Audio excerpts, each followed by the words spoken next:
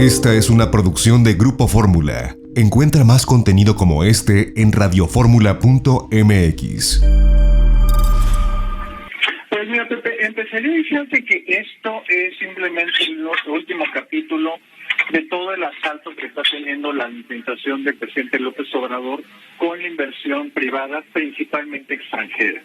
Esto se enmarca justamente con lo que vimos primero con el aeropuerto, después lo que vimos con Constellation Brands, y ahorita esas cancelaciones abruptas e inexplicables. En el caso, por ejemplo, de Iberdrola, déjame hacerte una pequeña aclaración. Formalmente Iberdrola no ha cancelado el proyecto. Están corriendo 15 días, últimos 15 días, para poder encontrar algún diálogo, un entendimiento con CFE Energía.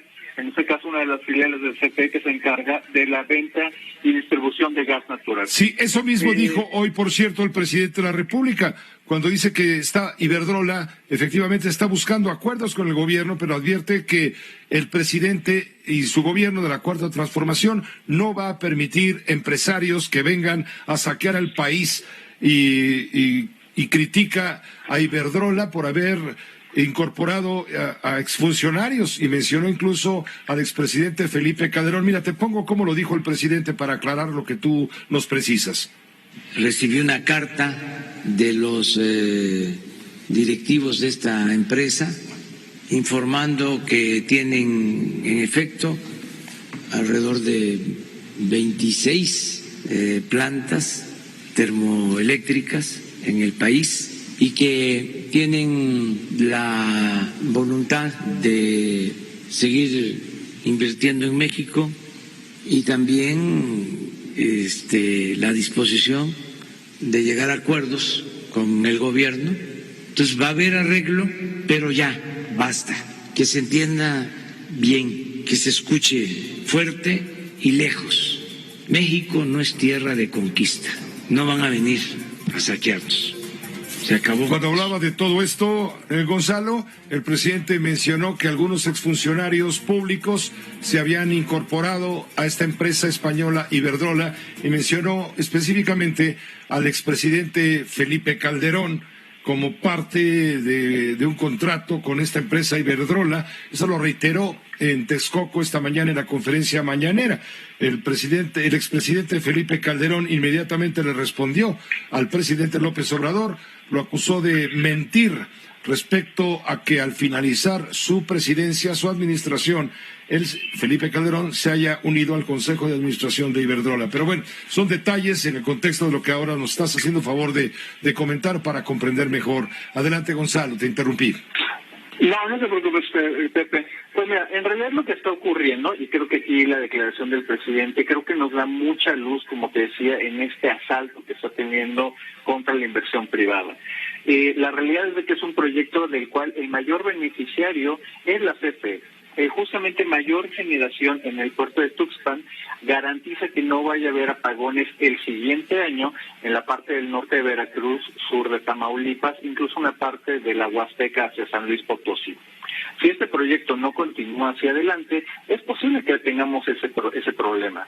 El presidente incluso había mencionado que el proyecto se podía, pero no fue el presidente, fue la secretaria Nale, quien decía que el proyecto lo podía retomar la Comisión Federal de Electricidad. Bueno, hay que recordarle quizá al público y también sobre todo a las autoridades el por qué CFE ya no construye sus propias plantas.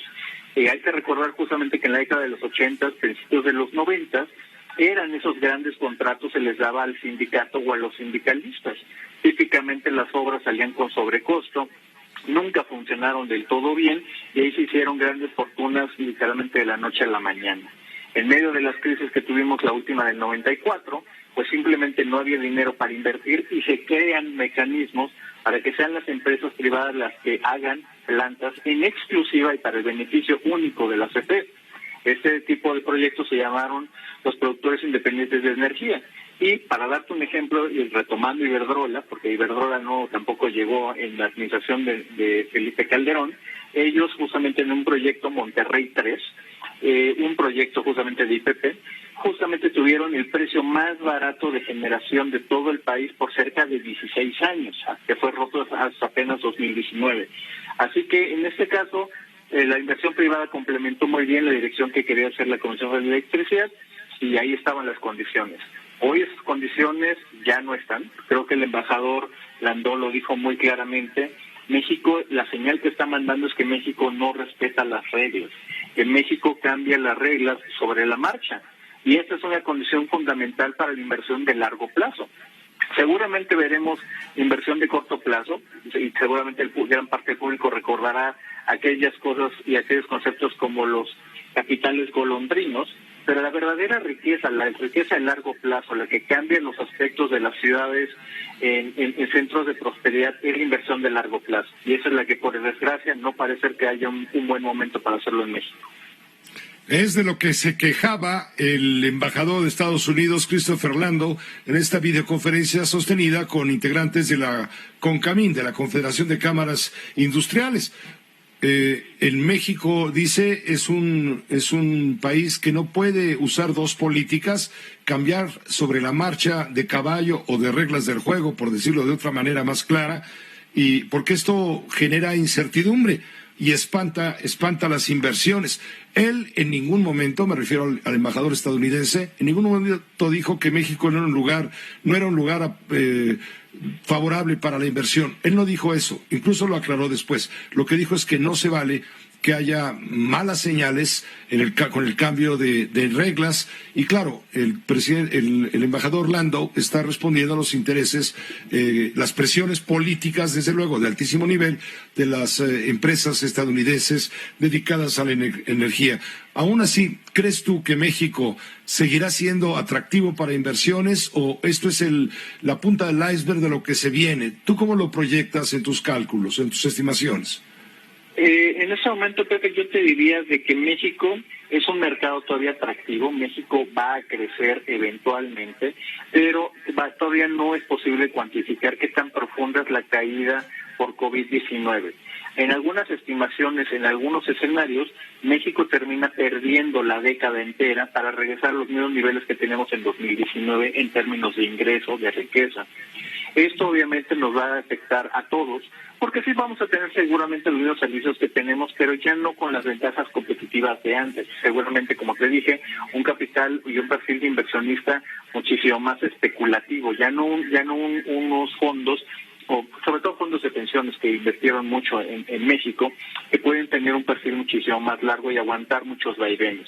Ahora vamos a estar más sujetos a un perfil de inversionistas como han tenido otros países más de ingreso medio. Típicamente podremos pensar como Brasil o Argentina en ese tipo de perfiles. Esta fue una producción de Grupo Fórmula. Encuentra más contenido como este en radioformula.mx.